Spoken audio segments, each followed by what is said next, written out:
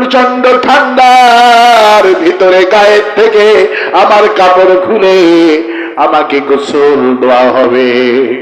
কত জীবনে জানাজায় গেলাম, কত মানুষের জানাজা পড়লাম, আজকে আমার জানাজাটা পড়ার জন্য চতুর্দিক থেকে আমার বাড়িতে ভিড় জমাচ্ছে। শেষ দেখাটা সবাই দেখে যাচ্ছে। একজন খবর দিবে, এনার ছেলেকে খবর দাও, মেয়েকে খবর দাও, স্ত্রীটাকে খবর দাও, জীবনের শেষ দেখাটা দেখুন। আমার মেয়েটা ছেলেটা কাঁদতে কাঁদতে, গায়ে কোনো শক্তি নাই, সবাই কাঁধের উপরে ভর দিয়া মেয়েটা চলে আসবে। ছোট ছেলেকে কোলে করে নিয়ে এসে আমার মাথার কাছে খাটনির কাছে দাঁড়ায় থাকবে। একজন ঝুটলি খুলে দিয়ে বলবে, তাড়াতাড়ি ঝুটলি খোলো, এই মাইয়াতের ছেলে মেয়েরা হাজির হয়ে গেছে।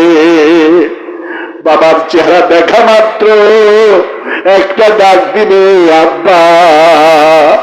আপনার মতো করে আগামীকাল থেকে আমার এই ছোট ভাইটাকে কে মাদ্রাসায় আর নিয়ে যাবে না, আমাকে আর কলেজে কে নিয়ে যাবে না আব্বা।